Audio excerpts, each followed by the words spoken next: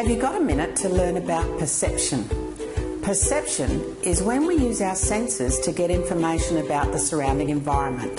When a child is seeing an object, they're thinking of the identity of the object. Let me explain it this way. This is a three-dimensional object, a cup. If I turn the cup around, the identity hasn't changed. It's still a cup. If I turn it upside down, it's still a cup. And if I hide it, I've hidden a cup. Let's try a two-dimensional object. Here's a pea. We could say it's a ball with a long stick. If I turn it once, the identity of the ball and stick is changed to a Q.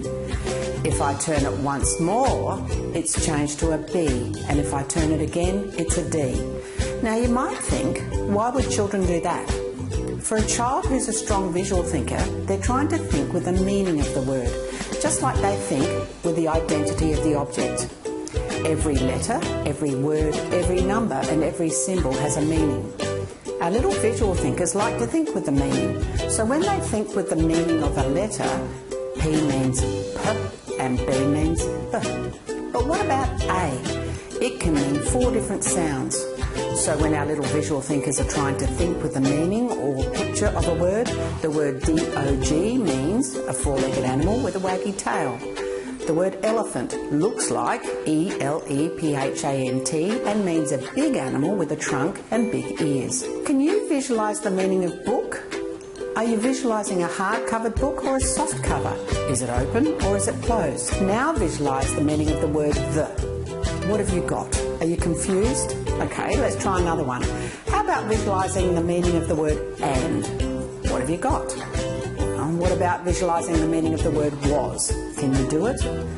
For a little visual thinker, their brain is desperately trying to search for the visual meaning of a word, and when they can't find it, they become confused and change what they're seeing, or they change perception. So without being conscious of what they're doing, when they see the word was, they will switch the word around or the letters around and the child might say saw.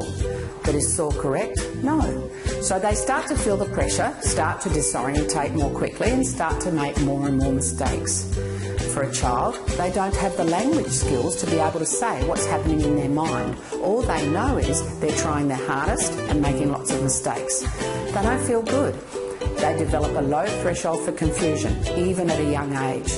So by the time they're 8, they're reluctant readers and they'll disorientate even at the mention of reading. So what do? They start to develop strategies to cope with their feeling of failure. If your child has had special ed at school or has a tutor to help with reading and they're still struggling, don't wait for another frustrating year. There is help and hope.